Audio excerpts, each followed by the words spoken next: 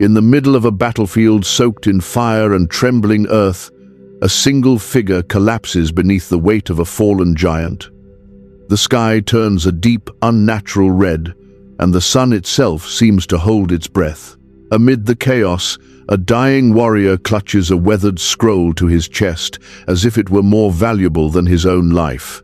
A scribe rushes to him, pries the scroll from his fading grip, and unrolls it with shaking hands. For a moment, the world falls silent. The letters on the parchment shimmer like something alive, revealing stories long buried. Secrets no king ever wanted spoken, and accounts of ancient wars that rewrite everything we thought we understood about the earliest days of humanity. A book mentioned in scripture yet missing from scripture. A record so old, so dangerous, and so disruptive that generations tried to bury it.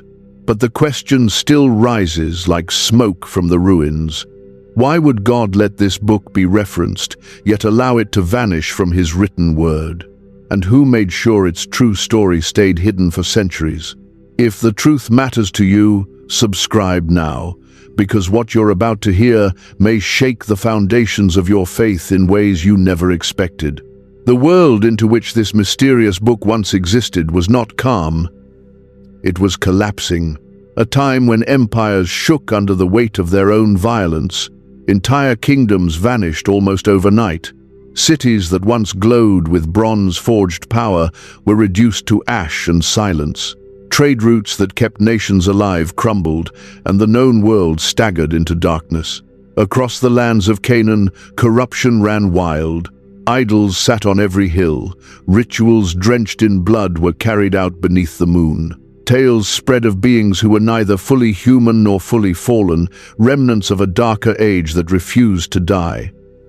People whispered of giants that once ruled valleys and of shadows that walked like men. Yet in the midst of this unrest, another story was rising. A small nation, Israel, guided not by kings or armies, but by judges, prophets, and the hand of a God who did not bend to the chaos around them. These were the years when victories were recorded in hurried strokes of ink, when the testimonies of warriors and shepherds were pressed into scrolls, stone tablets, and whatever surface could preserve memory before war swept it away. In this world of upheaval, two simple references appear inside the sacred texts, pointing to a book now lost. One reference connected to a moment when the sun refused to set. Another tied to the death of kings and heroes whose courage shaped a nation. These faint echoes tell us that the Book of Jasher was once known, once respected, and once preserved as a witness to events too important to forget. To ancient Jews, this book was not a prophecy. It was not treated as divine law. It was a record, a chronicle of the upright, a collection of victories, tragedies, and poetic accounts of the men who shaped their faith and their identity, a historical testimony, not a sacred command, a witness, not a scripture. But why would a people fighting for their survival need such a book? Because war devours memory, because kings erase the stories of those who stood against them, because entire generations disappear when no one writes their names. Scrolls like Jasher safeguarded what the sword tried to destroy. They captured the voices of eyewitnesses before time, fire, or empire wiped them away. And now the question becomes yours. If one lost scroll could change your understanding of Scripture, would you read it? For generations, the mention of a lost book hidden within Scripture has stirred curiosity, suspicion, and imagination. If a scroll once stood alongside the earliest records of Israel, people began to wonder what might have been written on its pages. And over time, expectations grew, expectations that stretched far beyond simple history. Some believed the Book of Jasher contained hidden prophecies too unsettling for public reading, prophecies about the rise and fall of ancient empires, prophecies that may have revealed secrets about the earliest days of the world.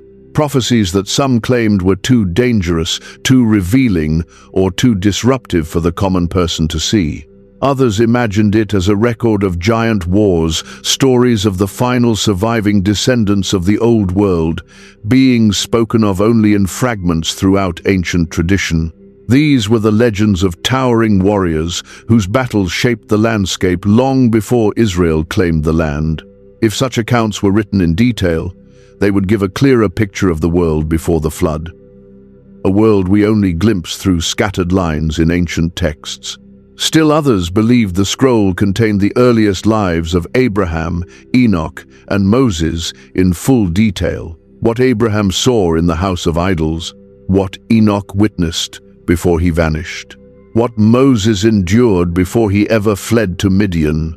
Stories the Bible hints at, but does not fully explore, and so people filled the gaps with hope and imagination, believing this lost book might hold the keys to the parts of Scripture that were left in shadows. As centuries passed, legends built themselves around the name of Jasher. Rabbis spoke of it as the Book of the Upright, a collection of songs and stories celebrating the faithful heroes of Israel. These were not just written histories, but poetic accounts meant to inspire courage, honor, and devotion. Medieval scholars took the expectation even further. Some argued it might preserve the oldest history of mankind, older than the kingdoms of Egypt, older than the tablets of Mesopotamia, older even than the earliest stories carved in stone. They wondered if the Book of Jasher might be a missing link between the world before the flood and the world that came after. Mystics added yet another layer. They believed this scroll contained knowledge passed down by the Watchers, wisdom given to patriarchs, and insights about the invisible realm, stories of angels, secrets of the heavens, and mysteries of creation that ordinary men were never meant to hear. All of these expectations shaped the myth of Jasher until two competing manuscripts suddenly appeared in history, one in 1625, another in 1840, each claiming to be the true, long-lost Book of Jasher. The first emerged in a time when Europe was obsessed with rediscovering ancient texts. Scholars were hungry, collectors were desperate, and kings paid fortunes for anything with a hint of antiquity. So, when a book appeared claiming to be Jasher, people wanted to believe. But was it real? Or was someone taking advantage of a world willing to accept anything ancient? Then, centuries later, another version surfaced, the 1840 Book of Jasher, more detailed, more elaborate, and far more popular. It promised to reveal the stories behind the stories. It gave names to forgotten kings. It filled in gaps that had troubled readers for generations. And once again, the world faced the same question. Was this a miracle of recovery, or a carefully crafted reconstruction? Both books spread quickly. Both books found believers. Both books found critics. And both reignited the ancient expectation that the real Book of Jasher, if it ever returned, would reshape how we read the earliest stories of mankind. But beneath all these assumptions, one troubling question remained unanswered. If the original Book of Jasher truly existed, what did it contain that made kings, priests, and entire nations afraid? What secrets sat on those pages that might have challenged the power structures of the ancient world? What stories were so important that Scripture itself referenced them, yet so controversial that the book no longer survives? The deeper you go into this mystery, the more you realize a lost book is one thing. A deliberately erased book is something else entirely. When the modern world finally placed its hands on a book claiming to be Jasher, expectation collided with shock. The text that emerged did not whisper, it roared. It opened its pages not with gentle poetry, but with sweeping narratives that stretched from the dawn of humanity to the rise of Israel. Whether authentic or reconstructed, the surviving Book of Jasher is unlike any document tied to biblical history. It begins at the very start in the days of Adam, yet it does not merely repeat the familiar account. It expands the story with scenes rarely imagined, the early struggles of humanity, the spread of violence across the earth, and the growing presence of beings whose influence twisted the world toward ruin. It describes the fall of angels not as a distant, vague event, but as a disruptive movement that shaped the early generations. Their descent, their corruption, and the consequences that followed ripple through its pages with unsettling clarity. Then the book turns to Nimrod, a figure mentioned only briefly in scripture, yet central in many ancient traditions. Here, his rise is told not just as the building of a kingdom, but as a transformation into a feared ruler whose power extended far beyond politics. His strength, his garment, his conquest, all become symbols of a world slipping out of human control. The story shifts again, moving into the life of Abraham before he ever heard the call to leave his homeland. It paints scenes of idols towering in temples, of a young Abraham defying the very religion of his father, and of a daring act that shattered the silence of an idolatrous empire. Stories that echo ancient Jewish traditions appear here in full detail, giving shape to legends many believed were only fragments. Then comes Moses, not only the leader of Israel, but a child caught between two worlds. The Book of Jasher expands on his early years, with episodes left unspoken in the familiar narrative. It traces his journey from palace to wilderness with a depth that almost feels like a missing chapter of history. It doesn't stop there. It constructs timelines that fill the gaps left in Genesis. It names rulers, gives ages, describes movements of people, and explains events that the biblical account only summarizes. For some, this is clarity. For others, it is audacity. And as it approaches the age of Joshua, the book shifts once more, breathing life into battles that defined Israel's conquest. It tells of strategies, miracles, and details never included in the sacred text, details that make readers question whether they are glimpsing forgotten history, creative imagination, or something in between. But the real shock comes not from the structure of the book, but from the claims it makes, claims that stretch the mind and challenge logic. It says that Nimrod possessed garments once worn by Adam himself, garments linked to authority, power, and the right to rule. It claims that Esau, in a moment of fierce conflict, killed Nimrod and shattered his reign. It describes the Red Sea dividing not in one mighty path, but in 12 separate walls of water, one for each tribe of Israel, turning a single miracle into 12 simultaneous wonders. It speaks of angels revealing knowledge to Noah, knowledge that helped him craft weapons to defend against the giants who dominated the land in those days. These are not small additions. They are not gentle embellishments. They are sweeping expansions that force the reader to choose. Are these the echoes of ancient memory, or the inventions of later imagination? What makes the matter even more complex is that some of these stories perfectly align with traditions preserved for centuries in Jewish writing outside the Bible. The destruction of idols by Abraham, the conflict between Esau and Nimrod, the mysterious garments from Eden. These are motifs that existed long before the 1840 Book of Jasher appeared. Other parts feel mythic, like legends passed down around fires in a world where history and story blended into one. And then there are details that fit biblical patterns so precisely that rejecting them entirely feels incomplete. This is why the Book of Jasher breaks logic. It is too detailed to dismiss, too bold to ignore, too ancient in flavor to be modern, yet too modern in form to be unquestionably ancient. It sits in a place between worlds, between history and mystery, between fact and faith, between what we know and what we fear we may have lost. And if you're still watching at this point, it means you're not afraid of uncomfortable truth. It means you're willing to explore what others avoid.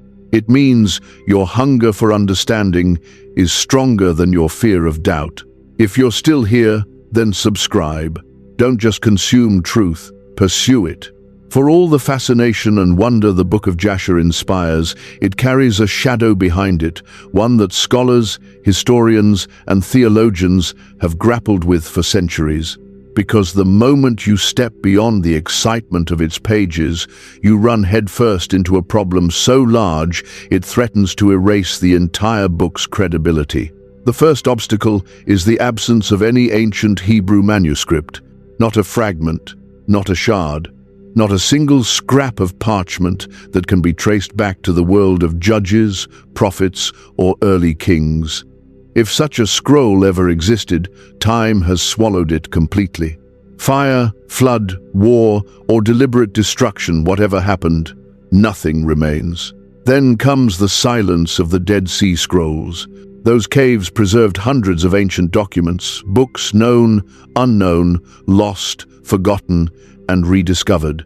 Some complete, some in fragments, some so unusual they appear nowhere else in history. But among all those scrolls, among all that preserved memory, the Book of Jasher is nowhere to be found. Not a reference, not a title, not a whisper. And this leads to the next troubling silence. The early church fathers. They quoted nearly every obscure text of their time, books we no longer have, books preserved only in fragments, and even books declared heretical. They debated, referenced, argued, and discussed writings from every corner of the ancient world. Yet not one of them mentions Jasher, not even in passing. It is as if the book vanished long before their era, or perhaps never reached their hands at all. These absences form the first wall scholars cannot climb. But the second wall is even more imposing. It's the question of forgeries, not malicious lies, but books created during ages when people desperately wanted to rediscover the past. Books composed by writers who hoped to fill the gaps left by lost scrolls. Both the 1,625 and 1,840 books of Jasher show patterns that unsettle historians.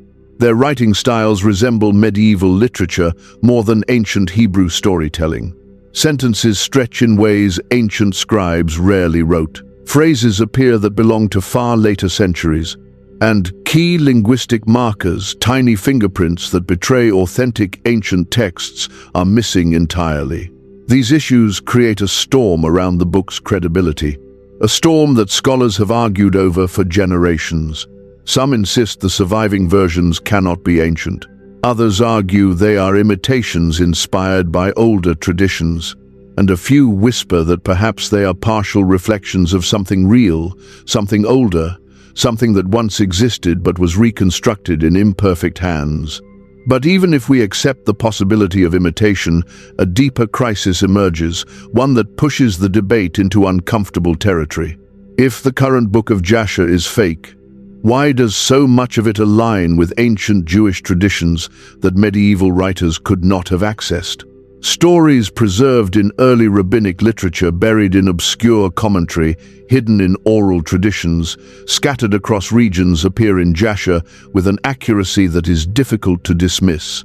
Details about Abraham's confrontation with idols, Nimrod's garments, Esau's relationship with his brother, Moses' early conflicts, these match ideas that existed long before the medieval era but were not widely known until modern scholars uncovered them.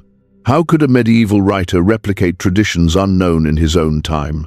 How could he reconstruct stories he had no access to? This is the authenticity crisis, a paradox that refuses to resolve itself.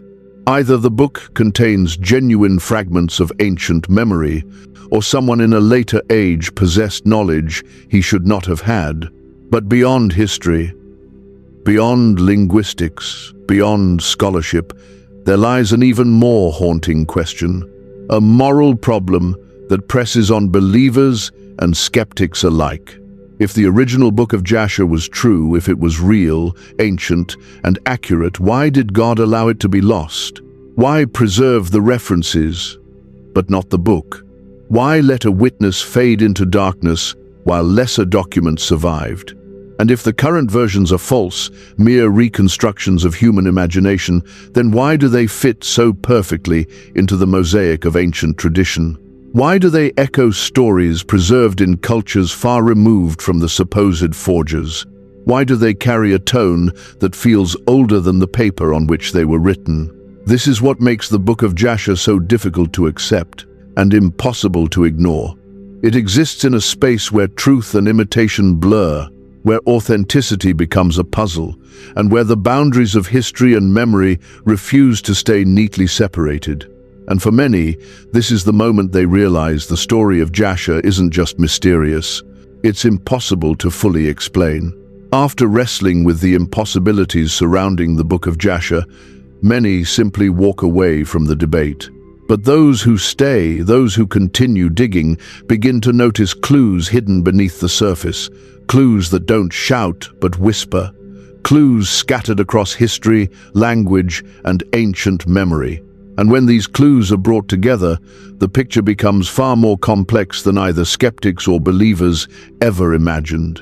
The first clue is found in silence, the silence of Josephus, the first-century historian who wrote more about ancient Jewish texts than anyone of his time. He catalogued forgotten writings, listed obscure scrolls, and preserved the names of books long since lost.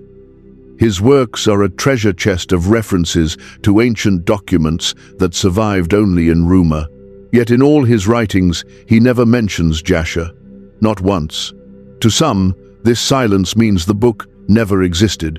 To others, it suggests its disappearance happened long before his era. Perhaps so early that even Josephus had only heard faint echoes of its name. And to a small number of scholars, his silence implies something even more intriguing. Maybe Jasher was not the title of a scroll, but the label for a category of writings, stories of the upright, songs of the faithful, chronicles of the just. If that is true, then Josephus's silence does not erase Jasher.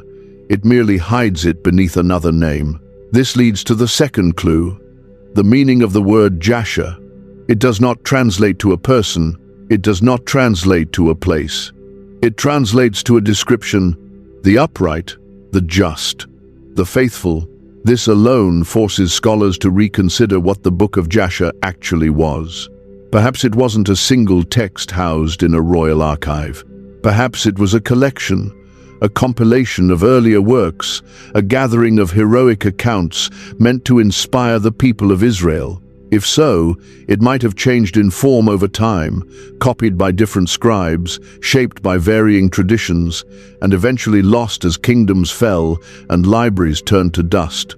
The third clue emerges from rabbinic literature. When scholars carefully compare the 1,840 Book of Jasher with ancient Jewish writings, unexpected similarities appear. Passages align with stories preserved in Midrash Rabbah, echoing traditions passed down for centuries. Other sections match the tone and narrative of Pirkei de Rabbi Eliezer, a text far older than the modern Jasher. Even characters, events, and descriptions mirror those found in Targum Jonathan, a work rooted in the early centuries of Jewish interpretation. These parallels raise a question. If the 1,840 Jasher is merely a medieval invention, how does it correctly reflect traditions that were hidden in obscure rabbinic writings long before medieval Europe ever encountered them? How could a forger accidentally reconstruct stories he had no access to? The fourth clue hides in the language, not in the words themselves, but in the patterns of storytelling. Some passages resemble ancient Canaanite epics, using forms and structures found in early Middle Eastern poetry. Other sections imitate the style of Ugaritic legends texts that were buried beneath the sands for thousands of years and not discovered until the 20th century. Some scenes even echo the tone of Babylonian chronicles, with their rhythmic recounting of battles and kings. These patterns are not the work of an ordinary medieval writer. They point to influence, or memory, or fragments carried across generations, reshaped but not erased. And then comes the fifth clue, the lost scroll theory. This idea suggests that while the original Book of Jasher is gone, later writers may have attempted to gather the surviving fragments of its stories, not to deceive, but to preserve. In a world where scrolls were burned, temples destroyed, and libraries plundered, later generations often tried to reconstruct what had been lost. They used oral tradition, scattered writings, and remnants of earlier texts to piece together what they believed the book once contained. If this theory is true, then the surviving books of Jasher, are not forgeries in the malicious sense. They are reconstructions. Imperfect, yes. Incomplete, certainly. But born from an attempt to preserve memory before it vanished into silence forever. And so, the mystery deepens. What began as a simple question, is the Book of Jasher real or fake, transforms into something far more complex. The clues do not settle the debate. They ignite it. After following the scattered clues through centuries of silence, fragments, echoes, and contradictions, the story arrives at a point where everything shifts. Because once all the evidence is laid out, once the historical gaps, linguistic patterns, and rabbinic echoes are considered, something unexpected emerges. A twist hidden in plain sight. The scholars who sifted through the noise eventually reached a surprising conclusion. The original Book of Jasher was never meant to be a book of prophecy. It wasn't designed to reveal hidden secrets of the heavens. It wasn't a mystical text guarded by priests. It wasn't a forbidden book filled with angelic codes or encrypted warnings about the end of the world. It was far simpler and far more human. It was a national record, a gathering of stories that celebrated the upright, the brave, the faithful. A book that honored the men and women who shaped Israel's earliest identity. A collection of victories sung in courtyards, recited after battles, or remembered in times of peace. It captured eyewitness accounts, deeds performed by warriors, kings, and judges who stood for righteousness in a world drowning in corruption. It wasn't prophecy, it wasn't mysticism, it was memory. A compilation of songs, chronicles, and historical testimonies that once belonged to a living culture. And this is where the twist begins to take shape. When ancient readers spoke of the Book of Jasher, they may not have been referring to a single scroll tucked away in a royal archive. They may have been referring to a body of writings, the Chronicles of Israel, the songs of heroes, the war records kept by scribes who followed armies into battle, records that might have been quoted, rewritten, expanded, or absorbed into other texts as kingdoms rose and fell. Some scholars believe portions of this collection survived inside the books of Samuel and Kings, hidden within stories that still carry the rhythm of ancient poetry. Others believe the original records were lost during invasions, burned in temple fires, or scattered when empires conquered Jerusalem again and again. A handful suggests that what people once called Jasher eventually became part of other historical books, absorbed, repurposed, and carried forward without the original title. If this is true, then the flood of speculation around a single lost manuscript melts away. The Book of Jasher wasn't one book. It was a category, an archive of heroic history that no longer exists in its original form. And that leads to the real twist. The books circulating today under the title Book of Jasher, whether produced in the 17th century or the 19th, are not the ancient original. They are reflections. Preserved pieces of older stories. Reconstructed traditions attempting to capture the spirit, the tone, and the memory of what once was. They carry echoes of ancient accounts, but not the original pages. Reverberations of lost chronicles, but not the pure record itself. This realization reshapes everything. The book people search for may not be lost. It may have never existed as a single scroll. The true Book of Jasher may be scattered across the scriptures, hidden within poetry, embedded in war songs, or preserved in the faint voices of traditions passed down through generations. What survives today is an imperfect reflection, a mirror showing fragments of a world we will never fully recover. Even though the surviving Book of Jasher is not the original, even though its pages have passed through the hands of later writers, there is something strange, almost unsettling about what remains. Because pieces of its content align perfectly with ancient traditions that existed long before these modern versions were ever written. One of the clearest examples lies in the stories of Abraham's youth. Long before the 19th century Book of Jasher appeared, Jewish tradition taught that Abraham destroyed the idols of his father's house, defying the religious empire of his age. This idea appears in early rabbinic writings, preserved over centuries. And yet, The Book of Jasher tells the same story with a vividness and detail that matches those ancient traditions far too closely to be a coincidence. The same is true of Moses. Some of the earliest Jewish commentaries describe episodes from his childhood that never appear in the Bible, stories of danger, rescue, and conflict. These traditions existed long before any modern writer copied them, and yet the Book of Jasher echoes those stories with surprising accuracy, as if pulling from a memory older than itself. Then there is Nimrod. In the Bible he is mentioned only briefly, just long enough to be recognized, but not enough to be understood. But ancient Jewish writings, preserved through centuries of oral tradition, describe him as a powerful ruler and a symbol of rebellion. And again, the Book of Jasher portrays Nimrod in the same way, expanding his rise, his influence, and his downfall with details that mirror those early traditions. Even the miracles of Joshua align. Rabbinic interpretation often explains the sun standing still as a sign meant not only for Israel, but as a testimony recorded by other tribes and nations. The Book of Jasher weaves this idea directly into its narrative, as though reaching back into ideas preserved long before medieval writers ever touched a quill. And then there are the most mysterious echoes of all pre-Christian legends about giants and watchers. These stories survive in ancient Jewish writings, early Christian commentary, and Middle Eastern traditions that trace their origins to the dawn of civilization. Somehow, the Book of Jasher contains the same motifs: giants who challenged humanity, watchers who descended, and conflicts that shaped the early world. These parallels create a puzzle that no scholar can easily ignore. How does a supposedly medieval or modern text mirror ancient traditions that were unknown, hidden, or inaccessible for centuries? This is what gives Jasher its unsettling power. Not its authorship, not its manuscript, but its alignment, its strange ability to fit into the mosaic of ancient memory. And that leads to a deeper question. If the surviving Book of Jasher is not the original, why does its content still matter?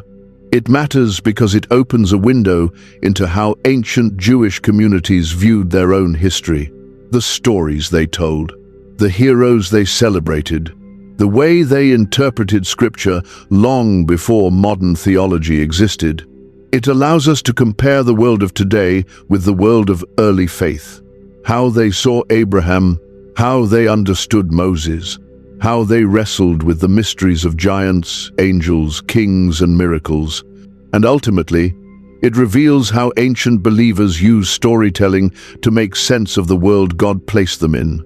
It reminds us that faith once lived in campfires, in poetry, in chronicles written after battlefields cooled, and in traditions carried from parent to child. The Book of Jasher, original or not, becomes a doorway into that world, a world where memory mattered, and where stories were the lifeline of a nation's identity. The mystery of the Book of Jasher does more than challenge historians. It forces us to confront a deeper truth about God, humanity, and the nature of memory itself. Because whether the surviving versions are accurate, incomplete, or reconstructed, one lesson rises above all the uncertainty. The story of Jasher reveals that God works through history, not around it. Kings rise and fall, empires burn and crumble, scrolls survive or vanish. But through every shifting generation, God guides his people with what they need, nothing more, nothing less. It also teaches that not every ancient record was meant to be preserved. Human hands wrote thousands of scrolls across the centuries, but only a fraction endured. Some were lost in war. Some were destroyed in judgment. Some simply faded as time moved forward. And in that reality, we are reminded of something humbling. Humanity is fragile. Our stories can be erased in a single night. Our libraries can burn. Our memories can vanish when those who carried them disappear. The Book of Jasher, whatever it once was, stands as a symbol of that fragility. It shows how easily history can slip through our fingers, how quickly eras can disappear, and how dependent we are on what survives. It warns us that even powerful nations armed with armies, scribes, and monuments cannot guarantee the permanence of their own stories. And yet, Scripture, through invasions, exiles, captivity, destruction, political turmoil, language changes, and generations of human weakness, the word that God intended to preserve remained untouched at its core. Not because humans protected it, but because God did. He safeguarded what was essential for faith, salvation, and truth, and allowed what was secondary to fade into history. The Book of Jasher becomes a reminder that God's priority is not the preservation of every human record. His priority is the preservation of His message, His plan, His revelation. What needed to endure, endured. And so the spiritual takeaway becomes clear. God protects what He intends for salvation, and He allows what is secondary to fade. This is not loss. It is divine focus. A reminder that while many stories shaped ancient Israel, only the ones necessary for all generations were carried forward. And the rest, like Jasher, remain shadows that point back to a God who never loses what truly matters. For all the clues, traditions, echoes, and possibilities surrounding the Book of Jasher, nothing fuels its mystery more than the ongoing controversy. Because behind the scholarly debates and historical puzzles lies a storm of competing claims, some grounded in suspicion, others rooted in fear, and many born from generations of unanswered questions. There are those who insist that the Book of Jasher was deliberately hidden. Some point to the Vatican, claiming the scroll once rested in secret archives, locked away to protect doctrines or prevent confusion among the faithful. Others argue the Jewish authorities suppressed it, believing the book might challenge established interpretations or raise questions about ancient history. There are whispers of governments destroying it during periods of religious reform, when any text outside the accepted canon was treated as a threat. Still others go even further, suggesting that secret societies rewrote or manipulated it for their own agendas, using fragments of ancient stories to construct narratives that fit their vision of history. And in the academic world, some say scholars rejected it simply because accepting it would complicate the tidy, linear view of biblical development they prefer to uphold. These conspiracy claims create powerful stories that feed the imagination and stoke distrust. But as heated as these theories are, the academic debate is just as intense. Many scholars argue that the most popular version of the Book of Jasher, the 1840 printing, is not an intentional hoax. They believe it was written as a moral midrash, a literary attempt to gather ancient traditions and expand biblical narratives for teaching purposes. In this view, Jasher is a reconstruction, not a deception. A work meant to preserve cultural memory rather than fabricate new doctrine. Scholars who take this position say the text has value not as scripture, but as a window into how earlier communities interpreted their sacred past. A tool for understanding history, not a foundation for theology. But others in the academic world take a more skeptical approach. To them, the book is too late in origin, too inconsistent in language, and too polished in structure to carry ancient authority. They argue that while some stories may reflect older traditions, the book itself should not be trusted as a reliable historical source. To these scholars, the Book of Jasher is interesting, but not inspired, useful, but not authoritative, meaningful, but not binding. And then comes the faith controversy, the debate that touches the hearts of believers more than any scholarly argument ever could. Should Christians read this book at all? Some say yes, viewing it as a supplement that paints the cultural world behind Scripture with more color and context. They argue that books like Jasher can deepen appreciation for ancient faith and expand understanding of biblical stories. Others say no warning that any text outside the accepted canon carries the risk of confusion, distraction, or misinterpretation. They fear that believers may give the book too much weight or allow its dramatic stories to overshadow the certainty of Scripture. And then there are those caught somewhere in the middle. They see value in the book's historical flavor, but insist it should never influence doctrine. To them, Jasher can be read, but not believed in the same way Scripture is believed. It can be studied, but never used to build theology. It can be explored, but with caution, discernment, and a clear understanding of its uncertain origins. This tension between curiosity and caution, between history and faith, is what keeps the controversy alive. It is why the Book of Jasher refuses to fade into obscurity. And it is why people still argue, still debate, and still search for answers to questions that may never be fully resolved. After all the questions, after all the mysteries, after the debates, the theories, the clues, and the contradictions, the Book of Jasher leaves the viewer with something far more important than arguments about manuscripts or authenticity. It leaves you with perspective, because the story of Jasher, whether original or reconstructed, reminds us that God's story is immeasurably bigger than any single book, scroll, or fragment of human writing. He has moved through civilizations that no longer exist. He has guided people whose names we will never know. He has worked through countless generations long before your eyes ever opened to the world. And whether Jasher survived or vanished, God's purpose never changed. It teaches that faith is older than empires, older than temples, older than royal archives, older than the golden libraries where kings stored their histories. Empires rose and fell, nations lived and died. Their armies marched in triumph and faded into dust. But faith continued, faith endured, faith outlived them all. It also reminds you that your life is part of a history far larger than anything written on a page.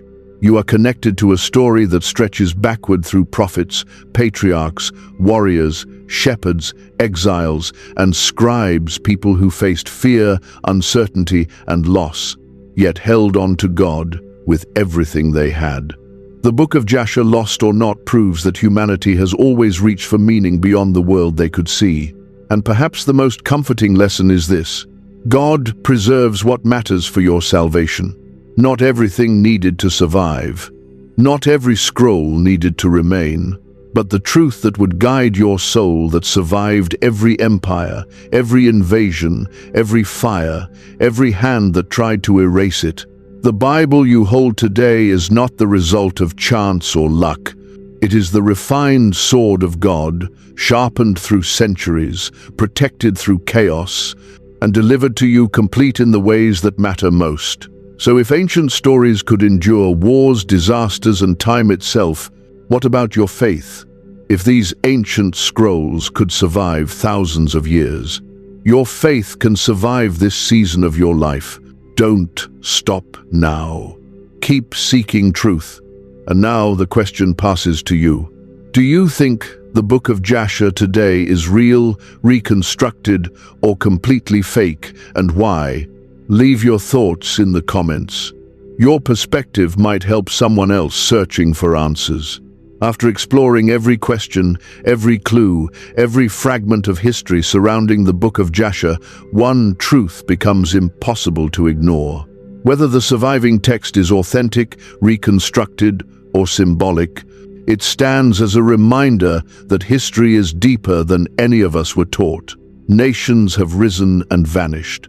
Scrolls have been written and erased. But through every collapse, every disaster, every forgotten archive, God's hand has never left humanity. He has guided kings and shepherds, preserved truth through destruction, and ensured that what was necessary for your faith would survive untouched. The mystery of Jasher is not meant to weaken your trust. It is meant to show you how vast the story of God truly is. And now comes the moment that matters most. If you watched all the way to the end, you're not here by accident. You're searching. You're hungry for truth. You don't just want information, you want understanding. And this channel is where truth seekers gather.